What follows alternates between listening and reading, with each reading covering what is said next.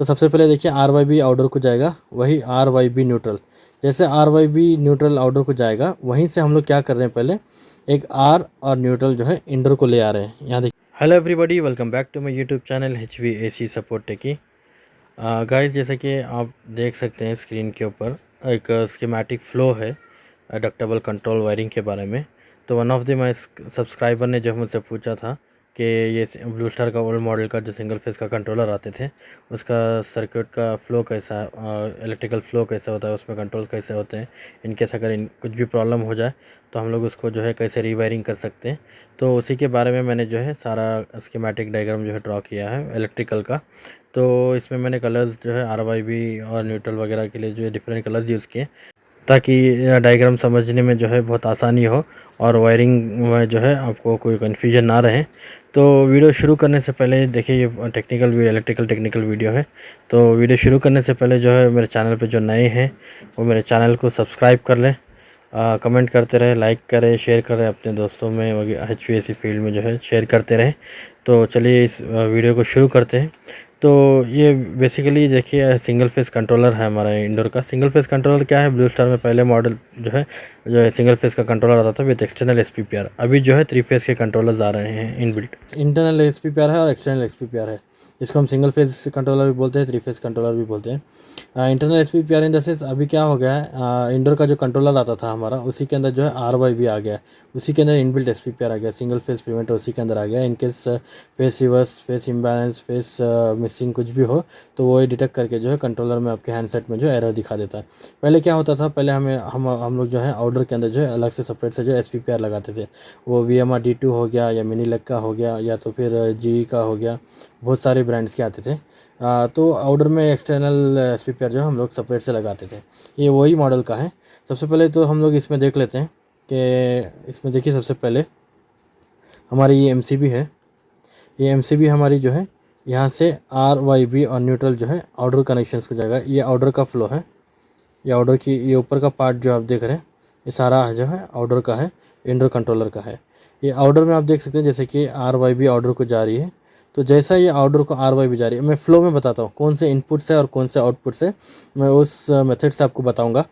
तो सबसे पहले देखिए RYB आउटडोर को जाएगा, वही RYB न्यूट्रल।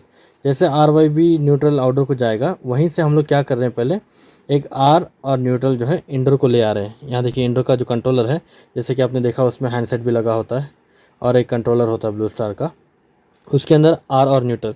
जैसे हम लोग इसको आर और न्यूट्रल देंगे, ये कंट्रोलर जो है ऑन हो जाएगा, पावर अप हो जाएगा, जो है एनर्जाइज हो जाएगा। ये पावर जैसे होगा, तो जैसे ये पावर अप होगा, इसके लिए जब तक हमें सर्टेन इनपुट्स देना होता है और सर्टेन आउटपुट इसमें से जाते हैं।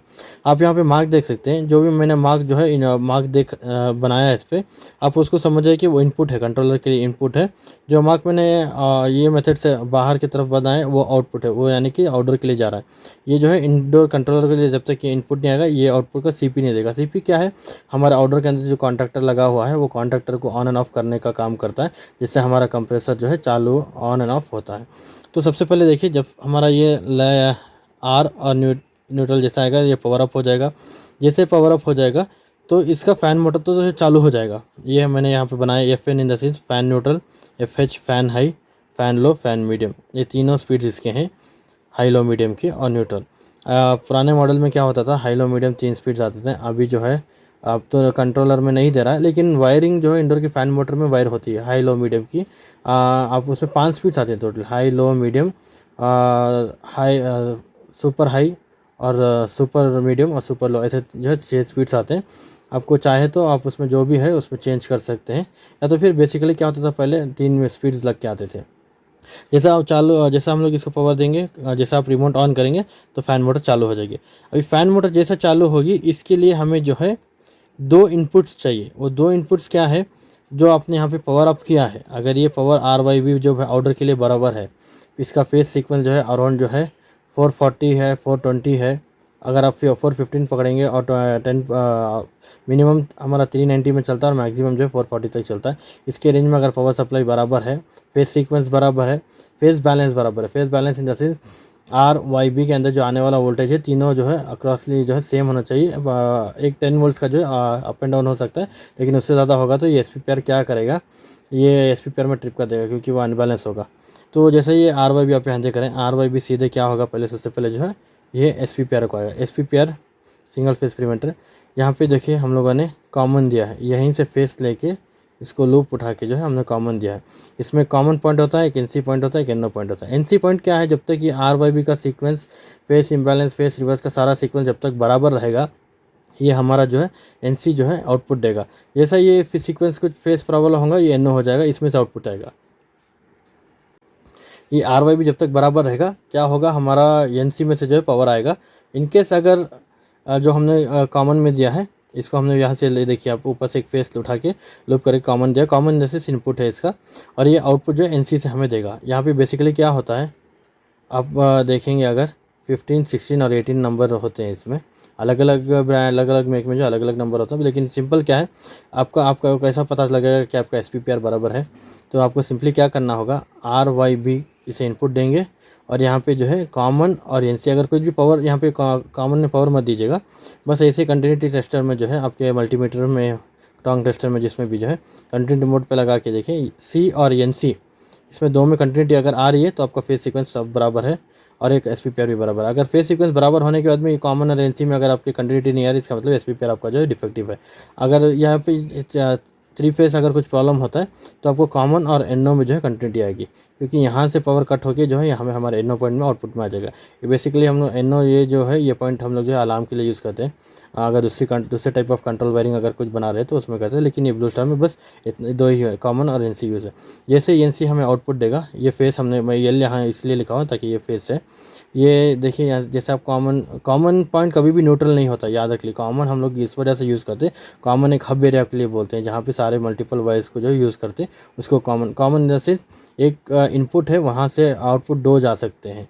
एनो भी होता है, एनसी भी होता है। जो आपके जो लेजेंड्स है, नॉर्मली क्लोज, नॉर्मली ओपन, उसमें ये कॉमन पॉइंट भी आता है। बहुत सारे लोग समझते हैं कि common always is neutral, common कभी भी न्यूट्रल नहीं है। कॉमन बस एक इंडिकेशन हम लोग जो है स्लैंग बातचीत में, इलेक्ट्रिकल बातचीत में जो है कॉमन इस वजह से यूज़ करते हैं ताकि बहुत सारे वायरों का वहाँ पे कनेक्शन होता है, इस वजह से वो कॉमन कहते हैं। कॉमन कभी भी न्यूट्रल नहीं होता है। देखिए फिर यहाँ पे लग गया है, यहाँ पे कॉमन पॉइंट है, कॉमन पॉइंट में हम लोगों ने फेस इन दिया है, आर फेस, फिर यहाँ से निकला output S P P are. अगर फेस बराबर होगा सीधा एस पी पी आर हमारा जो है एस पी पी आर को आ जाएगा, इंडोर कंट्रोलर को आ जाएगा। ये से इंडोर कंट्रोलर डिटेक्ट करेगा कि एस पी पी आर बराबर है। First of all S P P are बराबर है तो ये कोई भी एरर जो है हमारे पेंडेंट में, जो कंट्रोलर हमारा जो रिमोट का कंट्रोलर का जो ये है क्या बोलते हैं डिस्प्ले है, उसमें कुछ भी एरर नहीं दिखाएगा। ठीक है, उसके बाद में ये तो फर्स्ट हमारा इनपुट हो गया। सेकेंड इनपुट क्या है, जब आपका ऑर्डर ऑफ कंडीशन है, ऑफ कंडीशन जब आपका ऑर्डर है उस समय, उस वक्त में क्या है, आपकी रेफ्रिजरेंट जो है, जो गैस है, उसका लेवल जो है सर्टेन लेवल होना चाहिए, उसका प्रेशर जो है सर्टेन प्रेशर होना चाहिए। वो प्रेशर क्या है, अगर आपका 22 है, 407 है, तो उसका आइडल प्रेशर आपको अक्रॉसली जो है 120, 135 तक जाएगा। वो डिपेंड ऑन एम्बिएंट टेम्परेचर। अगर हम लोग 32 एम्बिएंट टेम्परेचर की बात करते हैं तो उसका आइडल प्रेशर आपको जो है अक्रॉसली जो है 120, 130 तक जाएगा। तो रही बात हमारी अगर 410 है, डक्टेबल हमारे जो है तीन ही मॉडल में आए हैं, R22, 407 और 410। 410 का आपको जो है discharge normal idol pressure, standing pressure refrigerant का जो है 220 है। ये हम लोग जो है 30 एम्बिएंट टेम्परेचर को जो है कंसीडर कर रहे हैं, डिपेंडिंग अपॉन एरिया वगैरह, जो सिटीज़ के टेम्परेचर के ऊपर जो है ज़्यादा कम ज़्यादा होता है। लेकिन अगर समझ जाइए आप जैसे एक LP-HP स्विच आपने कभी देखा होगा, LP स्विच जो है कभी भी जो है 22 का जो है 35 पे कट ऑफ होता है और वापस चालू होता है 45 पे। ठीक है, वैसे ही आपका 407 का भी इसी तरह काम करता है। लेकिन 410 का क्या है, वो 65 पे कट ऑफ होता है और वो चालू होने के लिए क्या है उसका, वो 70 PSI, अलग अलग मेक पे जो है अलग अलग उसका परसेंटेज सेट है। लेकिन बेसिक परसेंटेज क्या है, 45 पे वो कट ऑफ हो जाएगा। जैसे रेफ्रिजरेंट जो है अराउंड उसकी 65 पे कट ऑफ हो जाएगा, जैसे उसकी रेफ्रिजरेंट जो है मैक्सिमम जो है 75 PSI पे आता है तो वापस चालू हो जाएगा। आपका जो है सर्टेन ईयर्स से क्या हो गया, 410 का हमारा LP प्रेशर स्विच भी जो है क्या हो गया, वो हमारे ब्लू स्टार में अभी क्या है, वो 45 पे सेट हुआ है, 45 पे कट ऑफ हो रहा है और 65 पे वापस जो है ऑन हो रहा है। तो सर्टेन जो है ऑफ कंडीशन में अगर आपके आउटडोर के अंदर रेफ्रिजरेंट लीक नहीं है तो ये जो है आउटपुट जो है हमारे एलपी से आकर एचपी से वापस जो है हमारे इंडोर कंट्रोलर को आएगा। अभी क्या है, कभी भी आप ये रखिए, दिमाग में याद रखिए, एलपी स्विच आपका जो है गैस वो कभी हमेशा जो है एनसी होना चाहिए। वो आपका जो है हमेशा जो है एनसी होना चाहिए। अगर गैस है तो उसमें कंटिन्यूटी आएगी।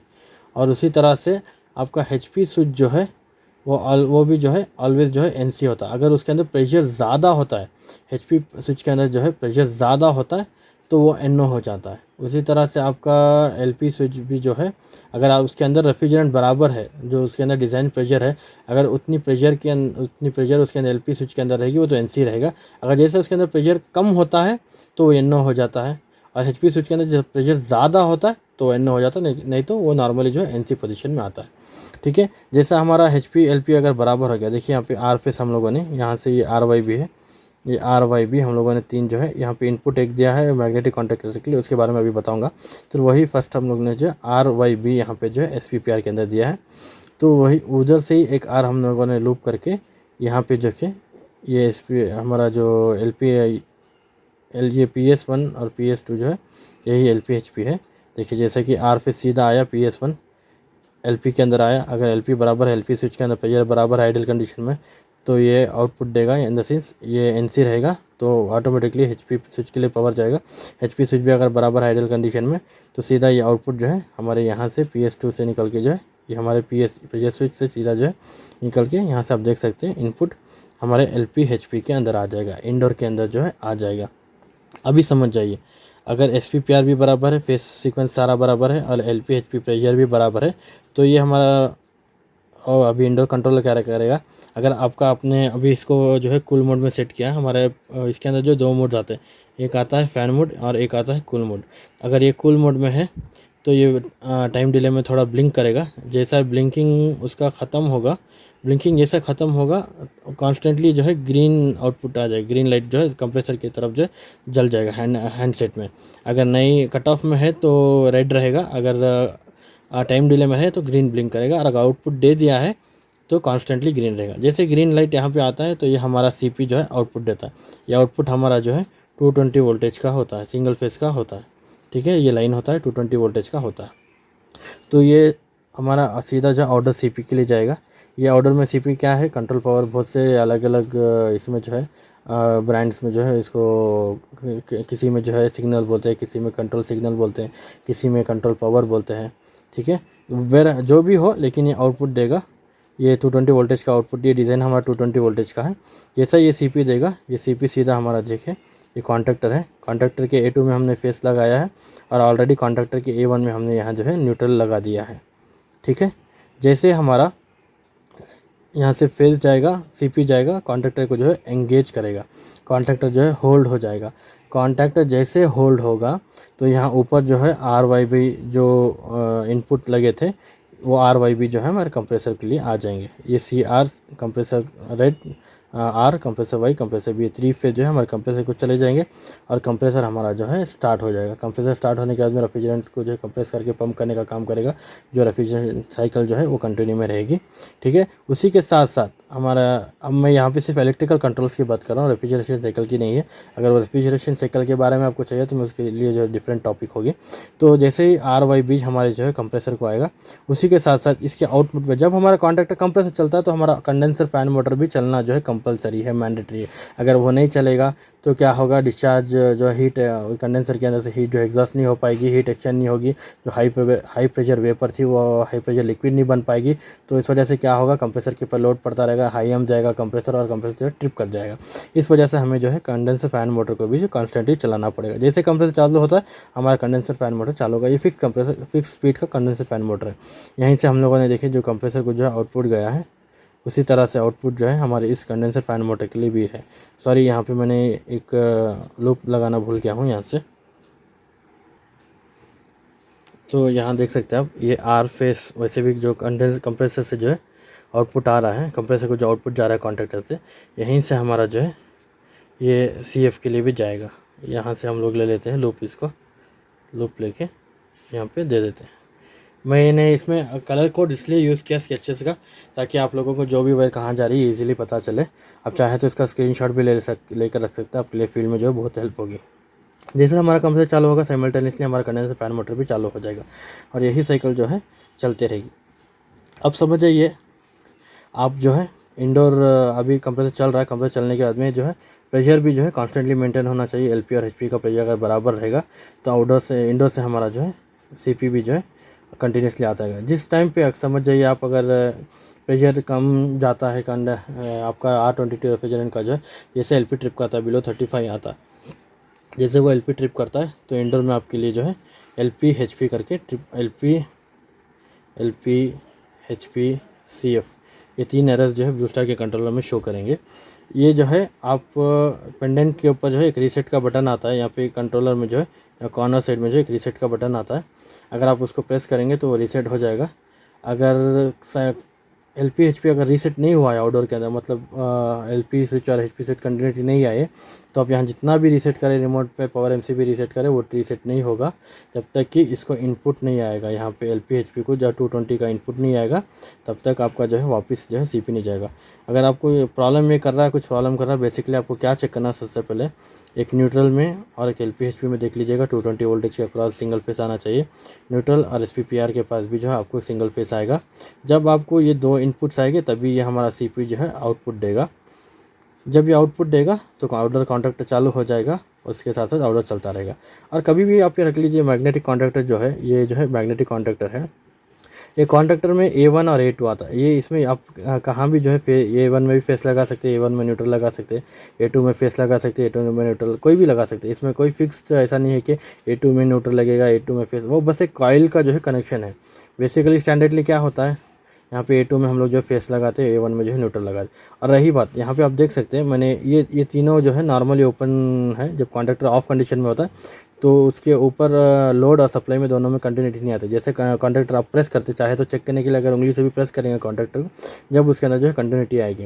लेकिन आप यहाँ देख सकते हैं अगर ऑफ कंडीशन में भी आप यहाँ 3 पोर्ट्स हैं, ये RYB हो गया और एक एक्स्ट्रा मैंने यहाँ लगाया ACCH, इसमें एक ऊपर जो है इनपुट मैंने जो है फेस का दिया है। ये जो है लाइन जो है जब कॉन्टैक्टर ऑफ कंडीशन में होता है, होल्ड नहीं होता, कॉन्टैक्टर जब बाहर होता है उसके जो मूविंग पार्ट जो जब बाहर होता है उसका, तो उस टाइम पर आप देखिए ये पॉइंट में जब कुछ है NC यहाँ पे आपको NO करके लिखाया रहेगा और ये NC है। अब यहाँ देख सकते हैं मार्क में भी मैंने लेजेंड में भी जो है इसको लूप करके लगाया है। जब ऑफ कंडीशन में जो है ये NC हो जाता है, ऑन कंडीशन में NO हो जाता है, ये उल्टा काम करता है। ये हम लोग जो है क्रैंकेस हीटर के लिए यूज़ करते हैं। CCH मैंने लिखा है क्रैंकेस हीटर, कंप्रेसर का जो ऑयल आता है वो ऑयल हीट करने के लिए हम लोग यूज़ करते हैं। ये बेसिकली 8.5 TR के मॉडल में और 11 TR के मॉडल्स में आता है। 5.5 TR के लिए रिक्वायरमेंट नहीं आती है।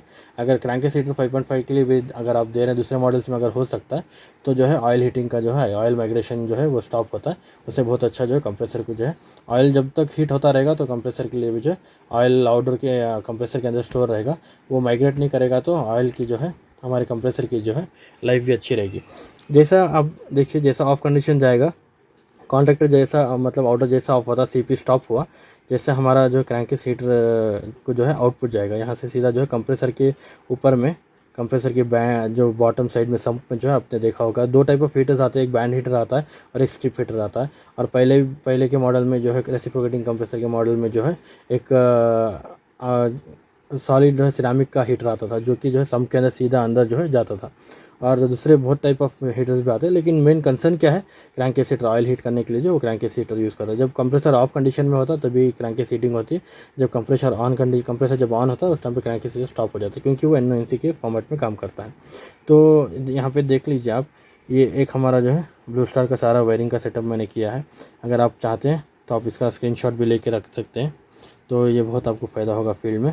अभी अब रिसेंटली जो नया मॉडल वगैरह जो है मतलब 10 साल हो गया आकर अभी वो नया मॉडल RYB का इंटरनल RYB जो है इंटरनल SPPR के मॉडल 3 फेस के कंट्रोलर, उसमें बेसिकली एक्स्ट्रा क्या है, जैसे कि RYB ऑर्डर में सेम RYB जो है हमारे इंडोर में अभी आता है RYB, यहीं से 3 फेस लेके हम लोग जो है यहाँ पे देते हैं। और उसके बाद में क्या है 3 फेस उसे ऑटोमेटिक मालूम पड़ जाता है, बस ये SPPR की वायर जो है ये नहीं आती है आउटडोर से। हम लोग इंडोर आउटडोर के लिए जो है 8 कोर केबल यूज़ करते हैं। 8 कोर केबल किस लिए यूज़ करते हैं तो सबसे पहले देख लीजिए, एक अर्थिंग R न्यूट्रल ये 3 हो गए, इसके बाद SPPR 4 LPHP 5 CP6 हो गए और 2 कोर जो है एक्स्ट्रा कभी भी इनकेस केबल कुछ वगैरह डैमेज हो तो उसके लिए स्पेयर के लिए यूज़ करते हैं। अभी जो मॉडल आया RYB उसके अंदर जो है न्यूट्रल RYB वो 4 हो गया, अर्थिंग 5 हो गया। उसके बाद में LP HP और CP 7 कोर उसके लिए यूज़ होता है, 1 कोर स्पेयर होता है। अभी के रिसेंट मॉडल्स में क्या है, 3 फेस यहाँ सीधा लग जाएगा। फिर उसके बाद में बस LP HP बराबर रहेगा तो आउटपुट CP देगा। अगर LP HP आइडल कंडीशन में कुछ प्रॉब्लम है तो CP नहीं देगा। CP देने के बाद में अगर आउटर में जो प्रेशर कुछ प्रॉब्लम होता है, LP HP अगर ओपन हो जाते हैं तो जो है CP को स्टॉप कर देता है। बस नए कंट्रोलर्स में वो एक चीज़ है। क्या है उसमें, 3 फेस इंडोर में कंट्रोलर में, आउटर में आपको ये स्कैनर नहीं आएगा। आप इसको स्कैनर भी बोल सकते हैं, SVPR कंट्रोलर भी बोल सकते हैं, पावर कार्ड भी बोल सकते हैं। बहुत सारे अलग अलग मेक में जो इसका जो है इसके नाम है, लेकिन बेसिक मेन इसका कंसर्न काम करने का जो पावर क्वालिटी को मेंटेन रखना। अगर पावर क्वालिटी में कुछ भी प्रॉब्लम होती है तो CP जो है कट कर देगा, in the sense input cut कर देगा। इससे क्या होता है, सेफ़ है आपका कंप्रेसर जो है ज़्यादा एम्पियर नहीं लेगा। क्या होता है, अगर आपका वोल्टेज बराबर नहीं जाता तो वो जो है करंट जो है आपका एम्पियर जो है ज़्यादा लेना स्टार्ट करेगा, वाइंडिंग पे इफेक्ट पड़ेगा। ये सारे चीज़ों को जो है कंट्रोल करने के लिए हम जो है SPPR यूज़ करते हैं। ये था जो है ब्लू स्टार का कंट्रोल वायरिंग। अगर इसके रिगार्डिंग आपके लिए आपको जो है कुछ भी अगर प्रॉब्लम हो तो आप कमेंट कर सकते हैं। और मैं भी कोशिश करूँगा कि नेक्स्ट टाइम वीडियो जो है 3 फेस का कंट्रोलर की वीडियो बनाऊँ और ऐसे और भी सारे कंट्रोलर्स के जो है वायरिंग्स बनाऊँ। आपके मेरा वीडियो बनाने का मेन कंसर्न जो है, मेन मकसद ये है कि मैं आप टेक्नीशियंस को जो लैंग्वेज समझ आती है वो टेक्नीशियंस के लिए जो है बेसिकली सिंपल लैंग्वेज में जो कैसे आप तक जो है आप तक जो है ये नॉलेज पहुँचाऊँ। आप वीडियो यूट्यूब अगर खोलेंगे, गूगल इंटरनेट वगैरह खोलेंगे तो आपको ढेर सारे वीडियोज़ मिल जाएंगे, लेकिन मेरा मकसद एक ही है कि मैं कैसे सिंपल वे में और आप लोगों को कैसे समझ आए, ईज़िली कैसे समझ सके और फील्ड पे कैसे काम करें, उस तरह से जो है मैं वीडियो बनाने की कोशिश करता हूँ। मेरे चैनल्स पे और भी जो है VRF रिलेटेड जो है AHU चिल वाटर रिलेटेड बहुत सारे वीडियोज़ हैं, आप जाके देख सकते हैं। अगर कुछ भी डाउट हो तो आप लोग मुझे जो इंस्टाग्राम पे भी जो मैसेज कर सकते हैं। मेरा इंस्टाग्राम पे भी पेज है तो वहाँ पे भी जो है आप फॉलो कर सकते हैं, और यूट्यूब को भी चैनल को जो सब्सक्राइब कर लें। कुछ भी डाउट हो तो कमेंट करें, लाइक करना मत भूलें, शेयर करते रहे अपने टेक्नीशियंस अपने HVAC फील्ड में। और मिलते हैं अगली वीडियो में, जब तक के लिए बाय बाय, टेक केयर।